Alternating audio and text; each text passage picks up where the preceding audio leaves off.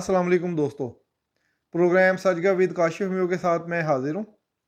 दोस्तों आज हम बात करेंगे, ज़ाहिर है आज इलेक्शन और इसके नताइज पे हैं, लेकिन जो हमारा आज का मौजू है कि ये नताइज क्या हैं, अब वज़ीर आज़म कौन बनेगा, आसिफ ज़रदारी और शहबाज शरीफ साहब के दरमियान जो मुलाकात है उसमें उसके क्या नताइज निकल सकते हैं, इमरान खान साहब को इतना वोट क्यों पड़ा, आखिर हमारी नौजवान नस्ल क्या सोच रही है, और क्या इन इंतखाबात में धांधली हुई तो कितनी धांधली हुई, या ये हकीकी नताइज हैं। तो इसी पर हम दोस्तों बात करेंगे। तो बाकायदा आगाज़ करने से पहले हस्बे मामूल वही दरख्वास्त कि जिन दोस्तों ने चैनल सब्सक्राइब नहीं किया वो ज़रा इसे सब्सक्राइब कर लें, वीडियो को भी लाइक करें और इसे शेयर भी करें। चलें दोस्तों, अब हम बाकायदा आगाज़ करते हैं। तो दोस्तों कल का दिन तो इलेक्शन के नताइज में ही इंतज़ार करते करते गुजर गया कि कब आएँ कब आएँ कब आएँ। तो अब सारा दिन गुजरने के बाद सूरत हाल अभी भी गंभीर है। मुस्लिम लीग नून तकरीबन कोई जो है ना 70 के करीब थी, उनकी 68 थी सीट्स जब मैं आखिरी वक्त जब रिकॉर्डिंग से पहले, और आज़ाद उम्मीदवार जो हैं वो तकरीबन 95 तक पहुंच चुके थे, 95 या 96। तो अब इसमें कितने आज़ाद हैं और वो किस तरफ जाएंगे, तो यही इसी पर हम बात करेंगे। तो दोस्तों सबसे पहले हमें ये गौर करना चाहिए कि तमाम तर पाबंदियों के बावजूद, तमाम रुकावटों के बावजूद, पे दर पे सज़ाओं के बावजूद, तकरीबन 34 साल सज़ा हो चुकी है इमरान खान साहब को, फिर भी ये इतना वोट इमरान खान को कैसे पड़ गया, जबकि उन्हें जलसे करने की इजाज़त नहीं थी, उनके वोटर्स को तक उनकी रसाई नहीं छोड़ी गई, उन्हें पोलिंग कैंप्स नहीं लगाने दिए गए। तो इसके बावजूद इतनी बड़ी तादाद में इमरान खान साहब के हिमायती उम्मीदवार क्यों जीते हैं।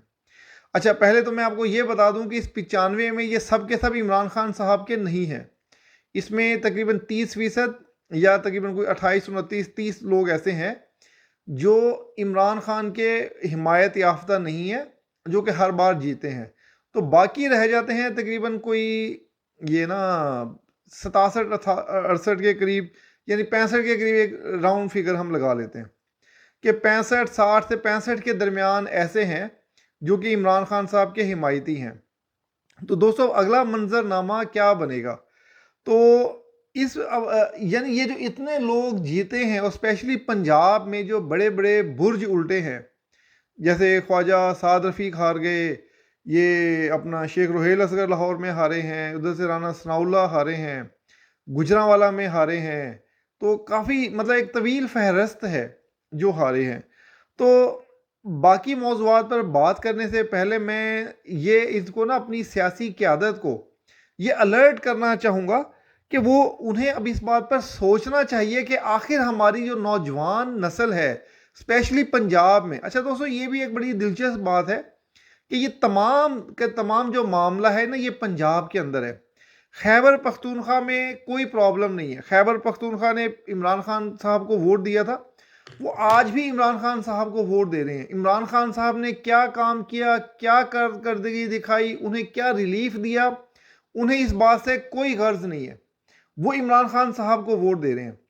पंजाब में ये मामला ज़रा इसलिए मुख्तलिफ है क्योंकि काफ़ी अरसा से मुस्लिम लीग नून पहले उनको एक 2018 वाले टेन्योर में बड़ी खिदमत के ज़रिए करके दिखा चुके थे, लेकिन जो आज का नौजवान है वो इस चीज़ को तस्लीम करने के लिए तैयार नहीं है कि किसने डिलीवर किया और किसने नहीं किया।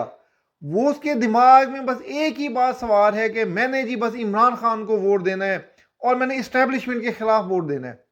तो इसमें जो जितना भी एक पूरा मुहर्रिक नज़र आया है मुझे वोटर्स में जिनसे मेरी बात हुई है, मेरे अपने जानने वाले हैं, सबके सबका एक ही मौक़िफ़ था कि हमने इस्टेब्लिशमेंट के खिलाफ वोट देना है और इन जमातों के खिलाफ वोट देना है। इमरान खान ने हमारे लिए कुछ भी नहीं किया, कुछ भी ना करे, लेकिन हमने फिर भी इमरान खान को वोट देना है। यानी एक उन्होंने एक ज़िद बना ली थी। तो ये जो ज़िद बनाई है इसका क्या तोड़ है, आखिर मुस्लिम लीग नून क्यों इस ज़िद का तोड़ नहीं कर पा रही, ये मुस्लिम लीग नून को ज़रूर सोचना पड़ेगा। ये हमारी इस्टेब्लिशमेंट को ज़रूर सोचना पड़ेगा कि अब के वाले जो बच्चे हैं वो क्यों अट्रैक्ट हो रहे हैं इमरान खान साहब की तरफ। हम सब ये कहते हैं कि इमरान खान एक फितना है, लेकिन हमारी नौजवान नस्ल उसे फितना समझने के लिए तैयार नहीं है।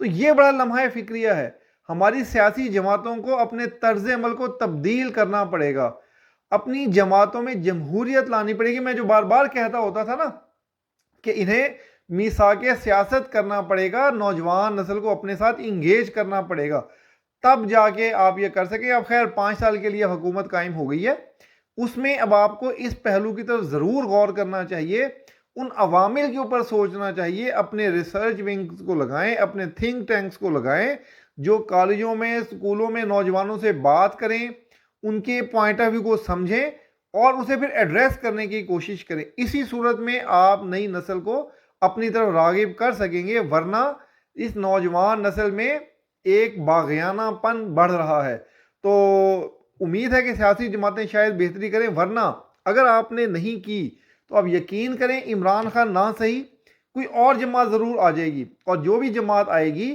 वो इस नई नस्ल को अपनी तरफ इंगेज कर लेगी। तो मौजूदा जमातें अगर चाहती हैं कि वो देर पा कायम रहें तो उन्हें इस पर ज़रूर गौर करना चाहिए। खैर अब दोस्तों हम अब इलेक्शन नताइज की तरफ आते हैं, तो बात दूसरी तरफ चली गई, तवील हो गई। अब जो नताइज आए हैं उसमें मुस्लिम लीग नून लीडिंग पार्टी है और अभी कुछ सीट्स आ रही हैं। मुस्लिम लीग नून तकरीबन 70 के करीब है और तवक्को है कि वो 100 के लगभग पहुंच जाएंगे और बाद में उन्हें आज़ाद भी मिलेंगी और ख़वातीन वाली भी मिलेंगी। और क्योंकि पीटीआई के ये जो हैं 50 60 60 65 जो हैं, अगर ये मज़ीद ना बढ़े तो वो जितने भी होंगे वो सीट्स भी इन जमातों को मिलेंगी। एक पहलू ये भी नज़र आ रहा है कि तहरीक इंसाफ किसी और जमात को ज्वाइन कर ले। मजलिस वहदत मुस्लिमीन ने भी एक सीट जीती है और उनके सरबराह की इमरान खान साहब से मुलाकात भी हुई थी। तो ये भी है कि शायद खान साहब उस तरफ झुकाव कर लें या अपने अरकान को उस तरफ शामिल होने के लिए कह दें, या किसी और जमात में भी कह के, ताकि उन्हें ख़वातीन की जो सीट्स हैं उनको भी अपनी तरफ कब्ज़ा करने का या अपने उनमें अपने अरकान में इजाफा करने के लिए वो इस तरह की हरकत कर सकते हैं। तो मेरे ख्याल में उन्हें यह मौका नहीं मिल सकेगा। कोई भी जमात अब उनके बड़ी जमातों के अलावा उन्हें ऐसी कोई गैर मारूफ जमात उन्हें मौका नहीं देगी। जो ये सोच रहे हैं वो अभी से मेरी बात नोट कर लें कि वो किसी और जमात में उनके अरकान शामिल नहीं हो सकेंगे। वो आज़ाद हैं और वो आज़ाद ही रहेंगे, बल्कि अब मज़ीद आज़ाद होने वाले हैं। तो इन आज़ाद में से एक तो ये पहले जो है तकरीबन कोई 30 के करीब हैं जो वैसे ही सियासी जमातों में शामिल होंगे, वो पीपल्स पार्टी में जाते हैं या मुस्लिम लीग नून में आते हैं।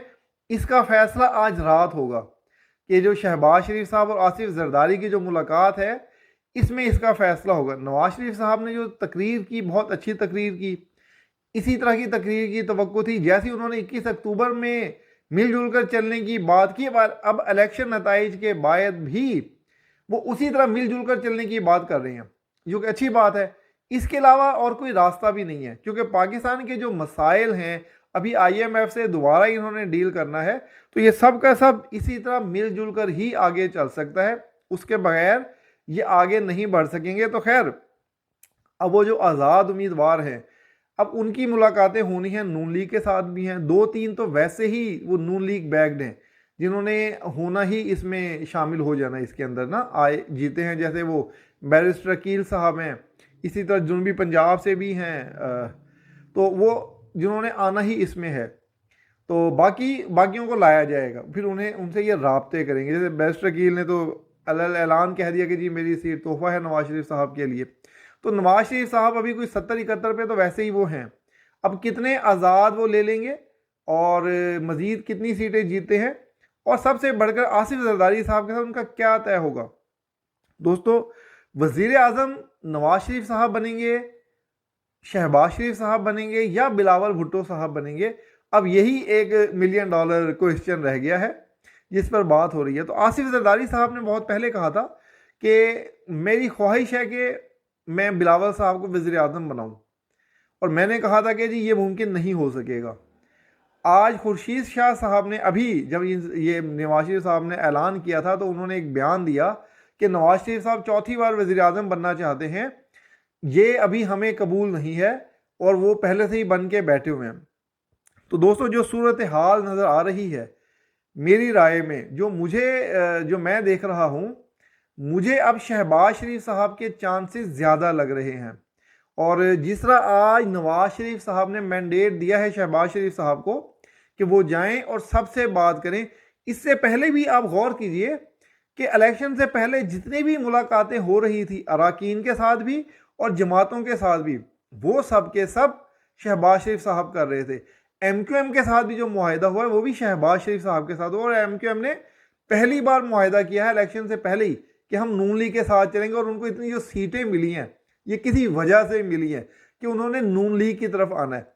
तो ये तो जो है ना बहुत वाज़े तौर पर है कि बिलावल भुट्टो साहब के वज़ीर आज़म बनने का इम्कान 0% है। बिलावल भुट्टो साहब अभी वज़ीर आज़म नहीं बन सकते। तो फिर रह गए बाकी नवाज शरीफ साहब और शहबाज शरीफ साहब।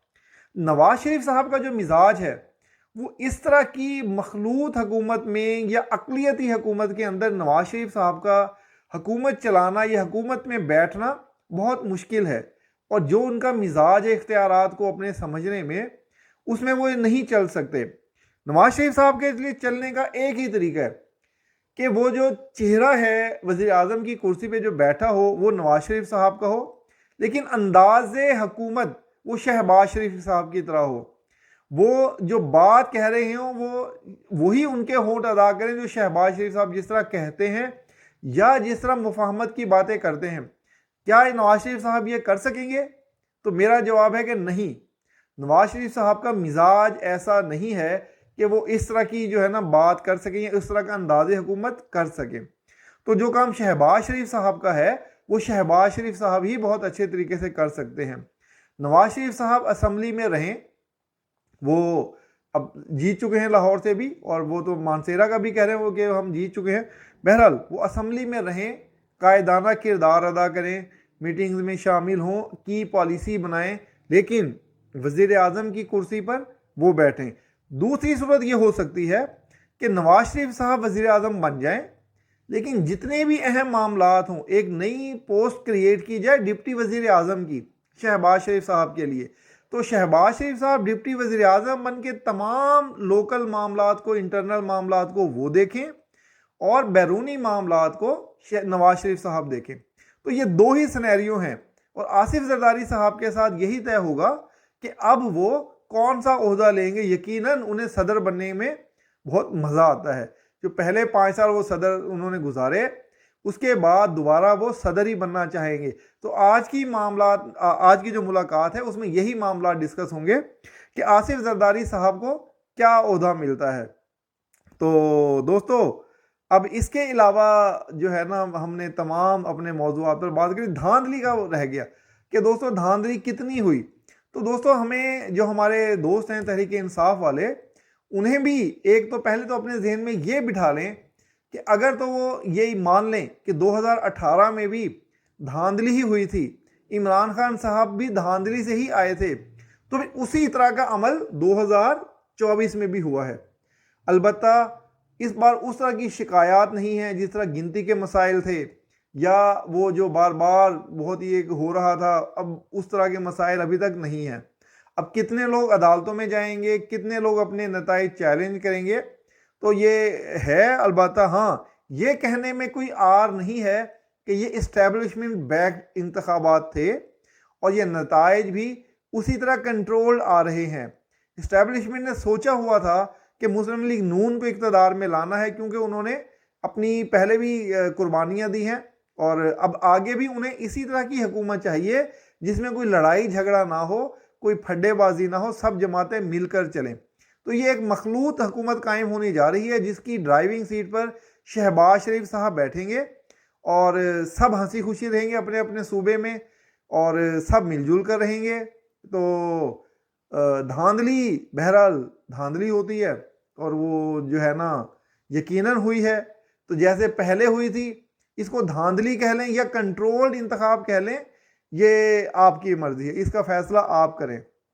तो अब दुआ करनी चाहिए कि इन इंतखाबात के बाद पाकिस्तान में इस्तेहकाम कायम हो और हमारे जो है मसाइल हल हों। हमें जो गुर्बत और महंगाई और जो हमारी मईशत है इसको आगे लेके जाने के लिए इसी तरह का सेटअप चाहिए, और वही सेटअप अब आ रहा है। तो दोस्तों आज की मुलाकात में क्या होगा इसके ऊपर हम कल बात करेंगे। तो हो सकता है जब तक आप ये वीडियो देख रहे हो तब तक इस मुलाकात के नतीजे आ चुके हों, लेकिन मुझे अभी तक नहीं पता। तो दोस्तों इसके साथ ही मुझे इजाज़त दीजिए, इंशाल्लाह हम जो है ना कल दोबारा इस मुलाकात के ऊपर और मज़ीद क्या हो रहा है उस पर बात करेंगे। तो अपना बहुत सा ख्याल रखिएगा। शुक्रिया। अल्लाह हाफिज़।